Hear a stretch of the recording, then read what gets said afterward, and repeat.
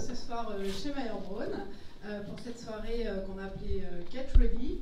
Get Ready, pourquoi? Parce que voilà, c'est bientôt la rentrée, peut-être que vous êtes en train de passer le CRFPA ou pas, ou vous cherchez un M2, etc. Et donc en tant que voilà, vous êtes étudiant en droit, et on voulait ce soir vous donner un peu les pistes pour bien s'insérer dans la vie professionnelle et surtout voir comment vous pouvez penser à la suite après un parcours académique et universitaire. Donc je suis Camille Delange, je suis directrice du développement chez HEAD. Je suis accompagnée ce soir d'Anne Brandeville qui se présentera, et puis d'autres personnes de l'équipe HEAD. HEAD, c'est une école qui a été fondée, créée et je dirais pensée par des avocats pour former des professionnels, justement, pour faire en fait vraiment le pont entre les années universitaires et l'insertion professionnelle. Donc ce soir, l'idée c'était de vous présenter un peu l'école et puis surtout voilà, de vous donner des renseignements pour justement bien préparer la suite après votre parcours universitaire. Donc on va avoir des moments d'échange sur 3 thématiques. On va essayer de faire un quart d'heure sur chaque thématique. La première sur l'insertion professionnelle, justement, de l'étudiant sur les bancs de l'amphi à l'étudiant qui devient juriste, avocat en cabinet ou en entreprise. Un deuxième sujet sur les nouvelles compétences qui font la différence, à savoir les soft skills. Et enfin, un zoom sur la professionnalisation donc, de son parcours académique. Donc à travers voilà, des échanges et des témoignages de nos intervenants qui vont se présenter. Et voilà, donc merci à tous. Alors, on va commencer donc avec le premier sujet, donc sur l'insertion professionnelle, avec donc Sylvie Léra, Christelle David Jaff et Hervé Kensinger. Je vous laisse vous présenter tous les 3. Peut-être dans un premier temps. Alors, je suis désolée, il n'y a que 2 micros pour 3 personnes. Non, ça ira parfaitement. Il est allumé. Bonsoir à tous. Donc, je suis Christelle. Je suis une ancienne étudiante HEAD. J'ai fait partie de la 4e promotion. Et à l'époque, j'avais intégré la majeure contrat et droit des affaires. Et je suis aujourd'hui juriste achat au sein de la direction juridique de Sanofi. Merci Christelle. Bonsoir, je suis Sylvie. Donc aujourd'hui, je suis avocat associé d'un cabinet que j'ai fondé avec d'autres associés qui se trouvent de l'autre côté de la rue, qui s'appelle Oxinomia. Et on conseille donc des PME et leurs dirigeants. Je fais ça depuis 1999 et auparavant, j'ai été inspecteur des impôts. J'ai fait un changement.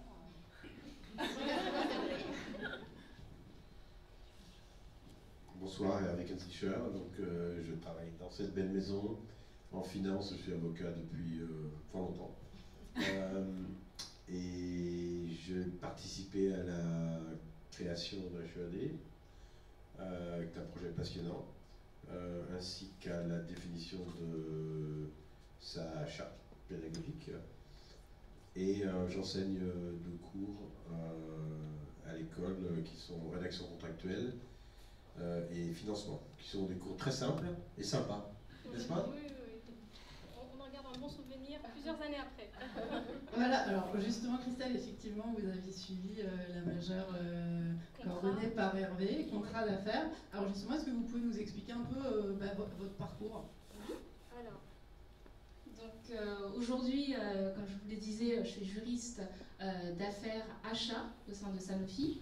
Et comment l'insertion professionnelle finalement s'est faite. J'ai intégré donc la 4e promotion et en stage de fin d'études, j'ai fait mon stage au sein de Sanofi, sachant que j'ai eu la possibilité d'être mise en contact avec la directrice compliance de Sanofi tout au long de mon parcours. Comme on a certainement dû vous en parler, l'école met en place un tutorat dynamique avec des avocats ou des directeurs juridiques et qui nous accompagnent finalement, je pense que vous devez m'entendre maintenant, et qui nous accompagnent tout au long de l'année par des conversations, des rencontres. Moi pour ma part, donc c'était chez Sanofi au sein de l'entreprise et qui nous aident à définir et à affiner notre projet professionnel d'une part, et surtout comment le concrétiser à travers une insertion professionnelle qui soit pertinente par rapport également aux besoins des entreprises. Donc c'est vraiment un éclairage professionnel et qui est personnalisé. Donc c'est vraiment grâce à ça où j'ai découvert Sanofi. Et après mon stage de fin d'études, donc qui a duré 6 mois, j'ai eu la possibilité de remplacer une juriste senior qui partait en congé maternité. Donc pendant 5-6 mois de plus, j'ai été chez Sanofi, toujours dans la direction achat et contrats globaux. Et après, lorsque la juriste est revenue, il a fallu céder la place. Et j'ai intégré d'autres entreprises comme BNP, Nexans, qui est un groupe industriel dans le câble et l'énergie. Et finalement, en octobre ou septembre dernier, mon ancienne directrice juridique de chez Sanofi m'appelle et me dit qu'il y a une place à pourvoir chez Sanofi, au sein de la même équipe, avec les mêmes collègues, sur le même périmètre juridique. Et elle me demande où est-ce que tu en es dans ta recherche aujourd'hui, est-ce que tu es toujours à l'écoute ? Et là, j'ai juste laissé le poste que j'avais avant pour intégrer Sanofi et vraiment sur un poste cette fois-ci pérenne, en CDI. Donc voilà, c'est vraiment, finalement, on trouve un fil rouge qui est palpable entre l'école qui a servi vraiment de tremplin vers cette insertion professionnelle. Donc voilà. C'est un beau parcours, merci Christelle et puis félicitations. Et parce que aussi vous avez fait effectivement vos preuves en tant que stagiaire chez Sanofi. Oui. Alors effectivement, on précise que la formation donc chez HAD se déroule sur 18 mois, 12 mois de formation et 6 mois de stage obligatoire, qui permet effectivement d'avoir aussi une expérience professionnelle enrichissante et voilà, qui débouche dans la plupart des cas sur un CDI et c'est tout l'objectif en tout cas des gens qu'on crée effectivement HEAD. Le stage peut avoir lieu après l'année, c'est-à-dire qu'on donne 2 ans aux étudiants tout à fait. Pour faire le stage, de telle sorte à ce qu'ils aient la flexibilité de faire le FB, de faire le CRFPA tout de suite après s'ils le souhaitent. Oui. Oui, tout à fait, parce qu'effectivement, il y a un temps pour les étudiants qui passent le CRFPA, effectivement, pour réviser. Et alors, Christelle, vous parliez du tutorat. Oui. C'est vrai que ça doit être assez précieux par rapport à quand vous étiez à l'université, Ah oui, où l'enseignement est absolument d'excellence aussi, mais ça reste assez personnel parce que voilà, oui. c'est des très grandes structures. Alors moi j'avais fait donc mon parcours juridique à l'université jusqu'au master 2 professionnel et pourtant en faisant l'année à HEAD qui est une formation professionnalisante, on sent la différence avec le master professionnel. C'est vraiment dans la construction de l'école de façon originelle que les programmes sont faits, pensés différemment. Vraiment, on a l'impression tout au long de l'année, en tout cas ça a été mon impression à moi, d'être un étudiant non pas apprenant, mais professionnel en devenir. Et vraiment, la formation professionnalisante, vous le voyez à plusieurs niveaux. Et moi j'étais donc dans la majeure contrat d'affaires et on se rend compte, donc j'ai donc suivi les cours de maître Kansicher. Et pour la première fois, pourtant j'avais fait un master en droit international des affaires, j'avais vu pas mal de contrats, en tout cas entendu parler des contrats, et là, pour la première fois, je voyais un contrat. Donc vous avez une approche concrète, pratique, et l'école est construite de façon à aller au-devant et répondre aux besoins du marché. Ce qu'on reproche, pour l'avoir connu et l'avoir vécu, ce qu'on reproche finalement aux juristes juniors, c'est le manque d'expérience. Mais derrière, le vrai reproche, c'est pas le nombre d'années, mais c'est le reproche, peut-être, la crainte en tout cas, de ne pas avoir chez un junior des réflexes professionnels, d'avoir une connaissance qui reste beaucoup trop théorique, qui n'a pas été confrontée à la réalité, à des cas concrets. Et là, donc j'étais en contrat d'affaires, le contrat, vous décortiquez le squelette, le contrat, déjà vous le voyez les clauses, vous apprenez quelle est l'importance des clauses et la façon dont elles sont draftées. Et du coup, ça donne une approche complètement différente. Vraiment. Et merci Sylvie. Alors justement, contrat d'affaires, coordonné par Maître Ganseger. Donc, Maître, pouvez-vous nous parler justement de cette majeure? Et effectivement, Christelle parlait d'une formation pratique et concrète. Professionnalisante, oui. Et concrètement, qu'est-ce que vous leur apprenez à nos étudiants HEAD? Ouais, c'est une majeure, un master qui est un peu généraliste, mais à orientation au droit des affaires. Et donc, il y a des matières juridiques fondamentales, droit des obligations, RGO, enseignées par des profs universitaires de haute volée, et beaucoup de matières pratiques que les étudiants peuvent choisir dans un tronc commun à tous les masters qui est assez fourni, à tel point qu'il est impossible pour un étudiant de suivre tous les cours qui sont offerts par l'école. Et donc, je vous parlais évidemment facilement des cours que j'enseigne moi-même, qui sont la rédaction contractuelle, qui est enseignée en français par moi-même et en anglais par une américaine, avocate, et le cours de financement, qui est un cours axé sur le financement de l'investissement par l'endettement, bancaire ou non bancaire, qui sont destinés à lever un peu le voile, déflorer, si je puis m'exprimer ainsi, ces matières qui ne parlent pas beaucoup aux étudiants s'agissant du financement, et qui certainement sont attendus par les étudiants s'agissant de la rédaction contractuelle, mais il n'y a absolument aucune idée de ce dont ils retournent. Les études de droit en France à l'université sont théoriques, et c'est très bien qu'il y ait des études théoriques, c'est absolument indispensable, mais c'est un petit peu comme si on demandait à un apprenti mécanicien de faire 5 ans d'études sur le moteur thermique sans jamais ouvrir le capot de la voiture. Donc vous sortez de l'université et malheureusement vous ne savez pas ce en quoi consiste le travail que vous allez effectuer tous les jours, au quotidien ou de façon générale. Donc vous ne savez pas si ça va vous plaire. Vous ne savez pas si ça va vous plaire. Vous vous retrouvez à rédiger un contrat de 100 pages. Est-ce que ça va vous plaire? Est-ce que vous avez déjà conscience du niveau de qualité rédactionnelle qui est requis? Non. La façon dont on rédige un commentaire d'arrêt ou une dissertation en droit à la fac, ça n'a absolument rien à voir, mais rien à voir avec la façon dont on écrit dans la vie professionnelle. Donc encore une fois, à l'université, c'est absolument indispensable. Je suis un grand fan de RGO, au contraire de tous les étudiants apparemment, mais donc pour moi la théorie juridique c'est vital, je l'utilise tous les jours. Tous les jours, RGO c'est un réflexe, d'accord, dans mon métier. Mais comme vous, je suis sorti de l'université sans savoir écrire ne serait-ce qu'une lettre administrative, une lettre professionnelle, encore moins un contrat. Et donc moi j'ai dû le découvrir sur le tas et sur le tard. À l'époque où je suis entré dans la profession, la sélection à l'université était beaucoup plus importante. Donc il y avait quand même sur le marché, si vous aviez fait une bonne fac, que vous saviez vous tenir et vous habiller, vous pouviez trouver un boulot, quoi. Aujourd'hui, la sélection n'est plus du tout ce qu'elle était, et ça commence dès avant l'université. Et donc le marché, qu'est-ce qu'il fait le marché? Il pallie le manque de sélection dans le parcours scolaire et universitaire.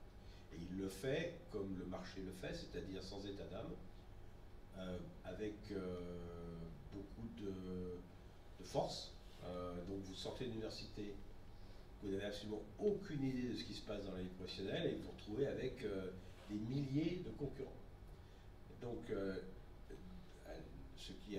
l'idée fondamentale qui a présidé à la création de l'école, c'est de permettre à des jeunes qui avaient envie de se distinguer, de trouver les moyens de se distinguer. Donc c'est pas, si je reprends l'exemple je digresse un peu, mais si je reprends l'exemple du cours de rédaction contractuelle, c'est pas en 18 heures de cours qu'on va faire de vous des rédacteurs d'actes chevronnés.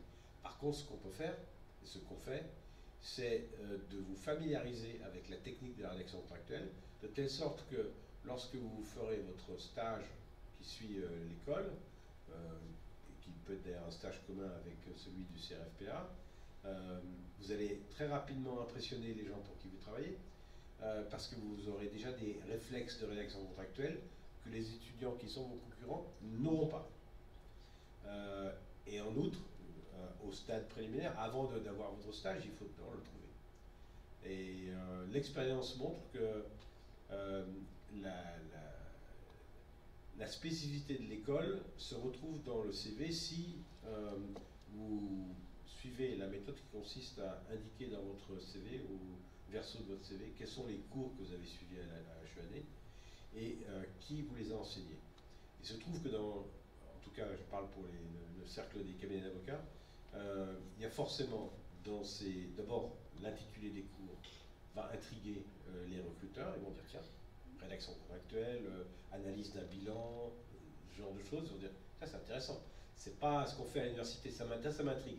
Ils vont voir des noms d'enseignants, le mien ou d'autres, et ils vont se dire ah tiens, je connais bien, donc ça m'intrigue, je veux voir ce candidat ou cette candidate, ne serait-ce même d'ailleurs que pour savoir, mais en fait le cours de Ken Sicher, il est comment et en fait ça veut dire que vous avez la porte est ouverte. La porte est ouverte, vous avez un entretien, et c'est à vous de montrer ce que vous voulez.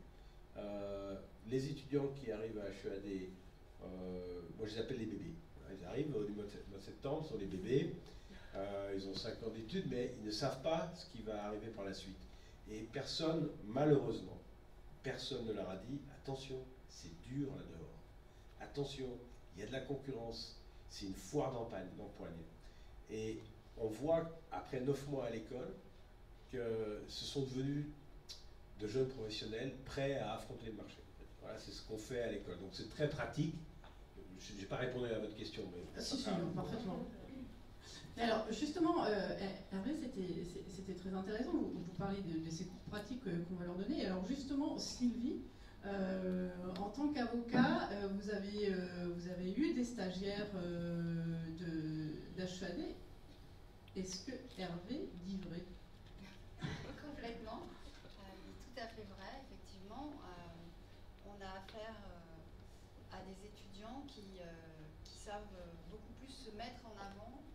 On va avoir le même discours, vous aurez une capacité à savoir parler de vous, ce qui n'est pas forcément le cas de quelqu'un qui sort de la fac et qui n'a jamais passé d'entretien. Et donc c'est un véritable avantage parce qu'à l'HEAD, on va vous apprendre non seulement à mieux faire un CV, mais passer un entretien, prendre confiance en vous et savoir mettre en avant ce que vous avez déjà fait ou pas, qui est extrêmement important. Parce qu'un entretien, c'est un moment extrêmement important, il faut savoir se démarquer. Certes, on a reçu votre CV, si on vous reçoit, effectivement, c'est qu'il y a quelque chose qui sort de l'ordinaire et qui fait qu'on a envie de vous voir. Mais il faut quand même se dire que c'est un gros pari, c'est un pari pour vous, mais c'est aussi un pari pour celui qui peut vous recruter parce qu'on va se voir peut-être 1 heure ou 2 heures, mais on ne vous connaît pas. Et donc la capacité que vous avez à mieux vous faire connaître pendant cette période-là est extrêmement importante. Et justement, donc vous accueillez on va dire un nouveau stagiaire ou même ou un junior. Concrètement, tout de suite, vous attendez quand même qu'il soit opérationnel?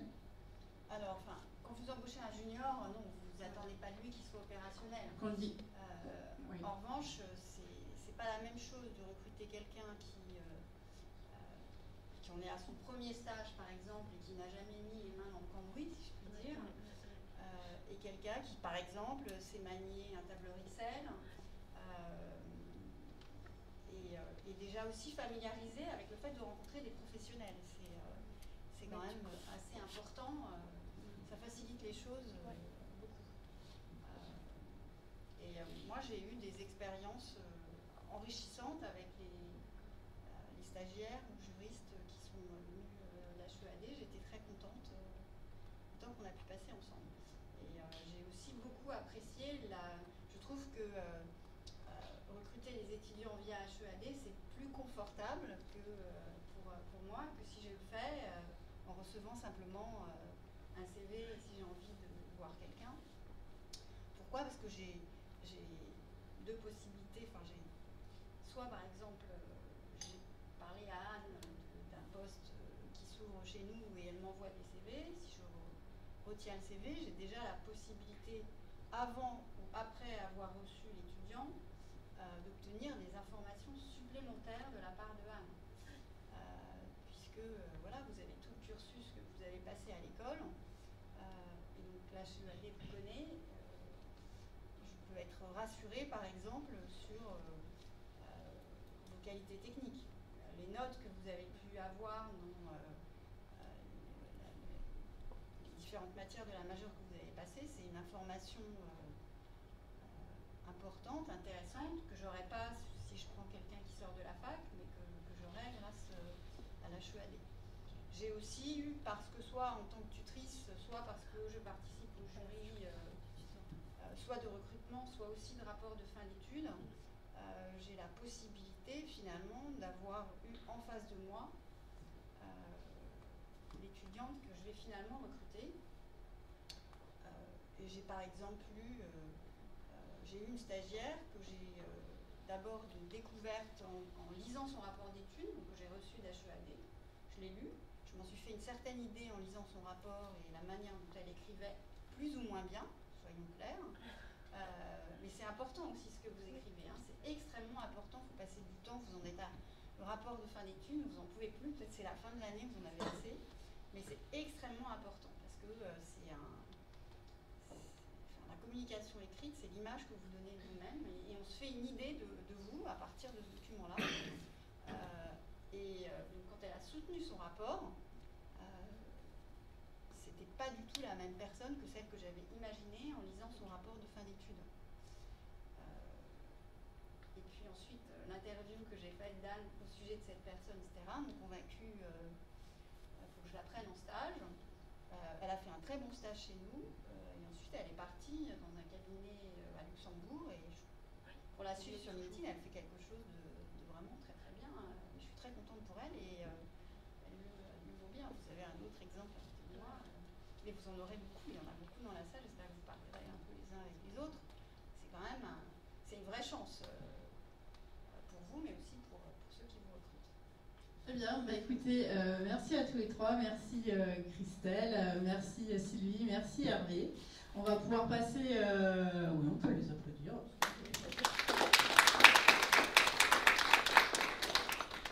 Et donc on va passer donc à la deuxième table ronde. Donc nous allons appeler Yanniv, Mathieu et Aurépine Meunier.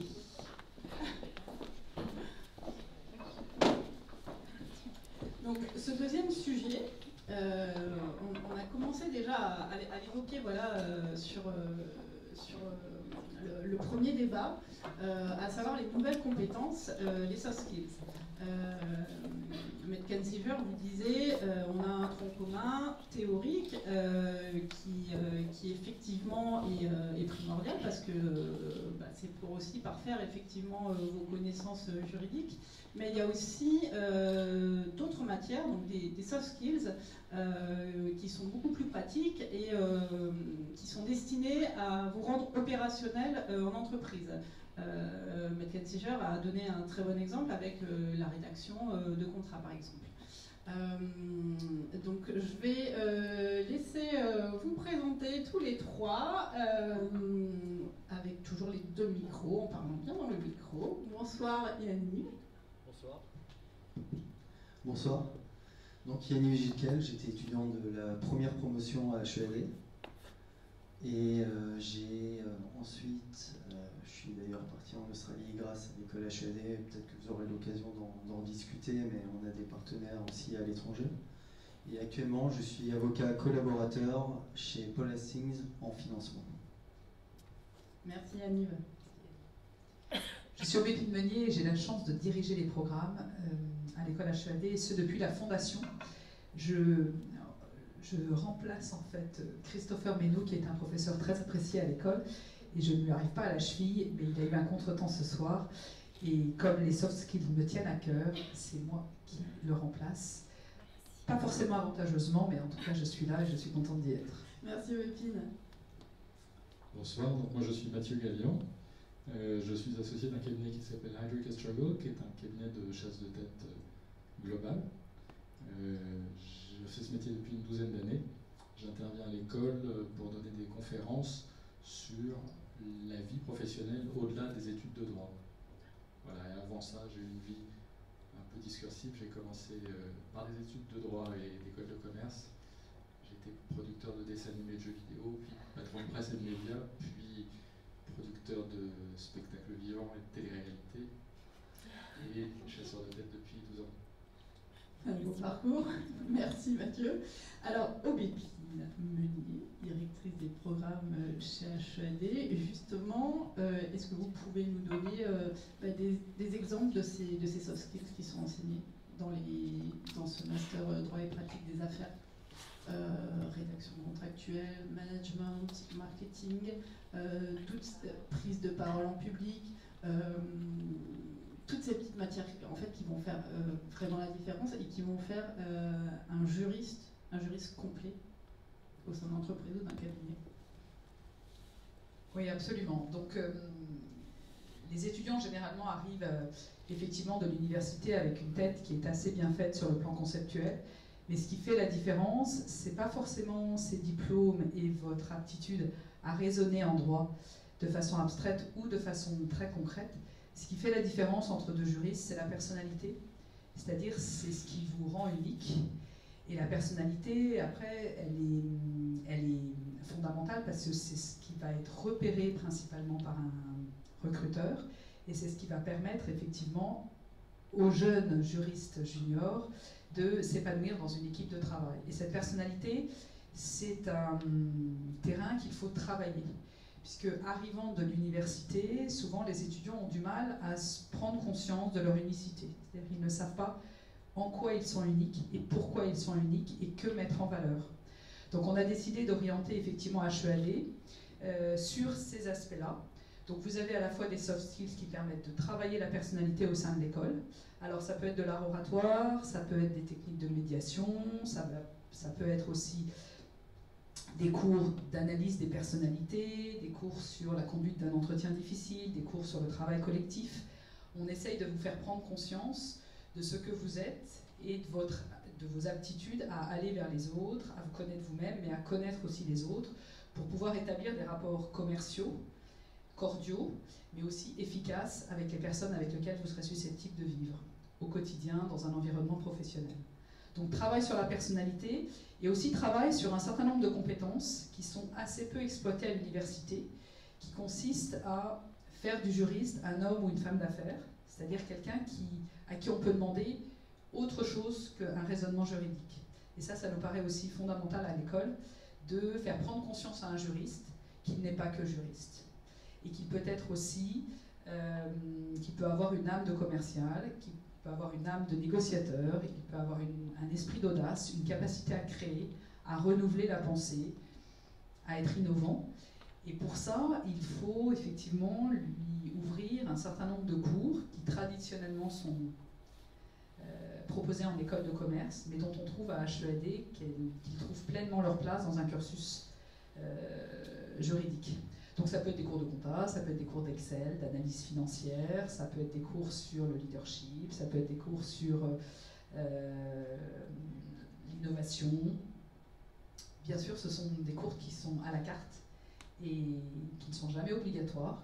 Et c'est à l'étudiant de se poser la question de savoir en quoi ces cours pourraient contribuer à son projet professionnel en réfléchissant effectivement à ce qu'il a envie de devenir. Donc tout ça, c'est une manne proposée à l'étudiant de façon à ce que l'étudiant puisse se construire de manière très individualisée en choisissant les cours dont il a vraiment besoin aujourd'hui pour construire son projet professionnel de demain. Très bien, merci beaucoup Aubépine. Alors avant d'avoir le témoignage de Yanniv en tant qu'ancien élève justement, Mathieu Gallian, chasseur de tête. Qu'est-ce qui fait... Alors Aubépine l'a très bien résumé, il y a le savoir-faire, il y a le savoir-être. Vous qui rencontrez des candidats, qu'est-ce qui peut faire justement la différence entre deux candidats, on va dire, aux compétences techniques équivalentes? Le paradoxe, c'est que vous faites des études très techniques. Ne vous y trompez pas, ça ne vous exonère pas de connaître parfaitement, en sortant d'école au minimum, la loi de finances, le cadre juridique, le cadre légal. Mais là où je dis qu'il y a un début de paradoxe, c'est que ce n'est pas forcément ça qui va vous faire vous distinguer. Donc, ne traitez pas ça par-dessous la jambe, faites vos études très sérieusement. Mais vous allez prendre un tout petit peu de temps à mesurer quelles sont vos qualités humaines au-delà de vos compétences techniques. À votre âge, c'est pas facile. Il faut un peu de temps. Moi, ça m'a pris des années, dans mon propre métier actuel, de comprendre pourquoi on m'avait embauché. Et j'ai mis un temps infini. Moi, je racontais ça à Hervé tout à l'heure, j'avais la vision d'un garçon, ma vision d'employabilité était celle du canif multilab. C'est pour ça que j'ai fait autant d'études. J'étais aussi bon en finance, en comptabilité, en droit, etc. Je suis diplômé comme un général russe, finalement, pour me rassurer. Pour me rendre compte des années après que la plupart du temps, on est venu m'embaucher pour mon relationnel. Alors ça paraît un peu réducteur, on se dit qu'on aurait pu justement s'exonérer toutes ces études, c'est pas le cas. Et ce que vous allez apprendre, et ce que je trouvais intéressant dans la démarche de l'école, c'est que très tôt, elle vous pousse à réfléchir sur ce qui fait justement votre originalité et vos soft skills à vous particuliers, et tout le monde n'a pas les mêmes. Donc c'est difficile de dire ce qui va intéresser chez un candidat quand je le rencontre, parce que ça dépend complètement de ce que je cherche. Mais c'est évident que si j'ai besoin de quelqu'un qui va être un Sherpa, qui va bosser à côté d'un dirigeant, qui va savoir analyser des dossiers, les synthétiser extrêmement vite, être d'une très grande discrétion, d'une très grande rondeur, etc., c'est très différent de quelqu'un qui va devoir aller défendre une cause, aller la plaider, être capable de tenir l'estrade, etc. C'est pas du tout la même psychologie. Donc il n'y a pas une vraie réponse. Mais la réponse, quand même, c'est que bien souvent, vous allez être distingué par quelque chose qui dépasse la simple compétence technique. Et heureusement, parce que sinon, je veux dire, vous partiriez tous égaux sur la ligne de départ. Il y a une place pour tout le monde. La seule chose, c'est de commencer à être à peu près conscient de sa conformation à soi-même, et du coup de savoir dans quelle direction on s'oriente pour avoir la meilleure chance de trouver un emploi, une carrière qui vous plaise. Et après, on n'est pas à l'abri de changer. J'en suis au 4e métier, si ça se trouve dans 10 ans, je vendrai du vin en Colombie. Donc, mais justement, la réflexion qui était intéressante au départ, les premières conférences, j'ai le souvenir que j'avais un peu le syndrome de l'imposteur, parce que je me disais, on vous apprend des vraies choses ici, enfin des choses techniques, quoi, alors que moi c'est du vent finalement. Et en réalité, le fameux vent est visiblement utile parce que c'est vous amener à avoir une réflexion. Il n'y a pas de réponse absolue, mais vous obliger à réfléchir à vous-même et à prendre un tout petit peu de recul sur vous-même pour savoir comment vous orienter. Merci Mathieu, c'est très intéressant. Et merci aussi effectivement de rappeler que les compétences techniques sont de toute façon évidemment plus que la base quand même. Alors, on reparlera au cocktail de votre expérience en tant que télé-réalité et dessin animé, parce que moi, ça m'intéresse beaucoup. Alors, Yanniv, les soft skills à l'école HEAD, et puis, et au-delà d'ailleurs, ça commence dès les oraux d'admission, excusez-moi, au Pépinéa, nous en parlerons après. Qu'est-ce que ça vous a apporté, vous? Est-ce que ça vous a permis aussi de vous épanouir personnellement aussi, qui est quand même aussi assez fondamental? On ne mesure pas nécessairement l'importance quand on est jeune, étudiant, et on se concentre essentiellement sur les cours, et on pense qu'il faut surtout acquérir un gros bagage juridique. Et en réalité, comme le disait Maître Hervé Kensischer, la sélection est beaucoup plus importante. Et HEAD, justement, met l'accent. Ça ne veut pas marcher. Met l'accent aussi sur. Met l'accent aussi sur la personne. C'est ce qui est quelque chose de très important parce que c'est quelque chose qui va vous permettre de mieux connaître vos qualités et d'être plus épanoui. Et ça fait aussi une différence en entretien de savoir ses forces, ses faiblesses, travailler sur ses faiblesses et bien se connaître pour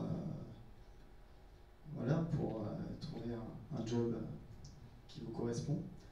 Et souvent, nous, j'ai eu l'occasion de participer à faire des entretiens en tant que jeune collaborateur pour recruter des stagiaires. Et ce qu'on regardait, c'était pas seulement le bagage juridique, c'était aussi la personne et la motivation. Ça, c'est très important. Et HELD, justement, c'est une année où vous allez aussi vous concentrer sur vous-même, parce que vous allez faire des expériences associatives. Peut-être qu'on va vous pousser aussi à partir à l'étranger.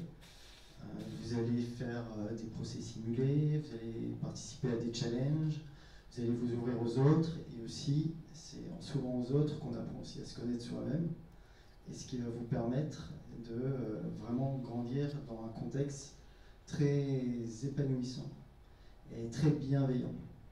Et je pense par exemple à des cours qu'on avait, qui à l'époque, j'en mesurais pas l'importance, les cours d'art oratoire par exemple, de prise, avec des professeurs de théâtre, prise de parole en public.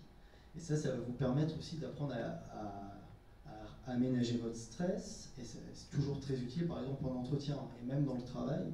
Tous les jours, vous êtes au téléphone, vous faites des réunions avec les clients. J'en ai une aujourd'hui de 3 heures. Donc on a l'occasion de s'exprimer. Et voilà, ce sont tout un ensemble de cours qui vous apportent des soft skills qui vont vous être utiles pour vous-même, mais aussi pour le monde professionnel. Oui, merci, tout à fait, c'est un bel équilibre. On peut peut-être aussi rendre hommage à l'engagement d'Yannick dans l'association des anciens étudiants, qui, je pense, joue un rôle clé aussi pour l'entrée dans l'activité professionnelle. Et plus tard, certains d'entre vous pourront témoigner combien ce réseau des anciens est vraiment un facteur très très efficace pour identifier peut-être un stage ou un département qui aurait une opportunité conforme à la majeure qu'on prépare à l'école. Donc voilà, un hommage soit rendu à l'association des anciens, dont les étudiants, au sein de laquelle les étudiants sont hyper actifs. Merci Anne. Alors je vais vous repasser le micro. Anne et Aubépine, donc du coup vous pouvez nous parler des oraux d'admission, puisque effectivement on n'interroge pas le candidat sur ses compétences techniques, mais on essaie de faire connaissance et de voir qui il est, et ce qu'a bien illustré Mathieu Gagnant. Vous pouvez nous dire comment ça se déroule, justement, ces oraux. En plus de ça, on a des gens dans la salle qui viennent de passer leurs oraux cet après-midi chez Mayerborn. Merci beaucoup. Oui, et précisément ce qui était exprimé il y a quelques instants était mot pour mot ce qui cet après-midi s'est dit lors de certains entretiens. Mais moi, je rejoins beaucoup Mathieu Gallian. Les soft skills interviennent dans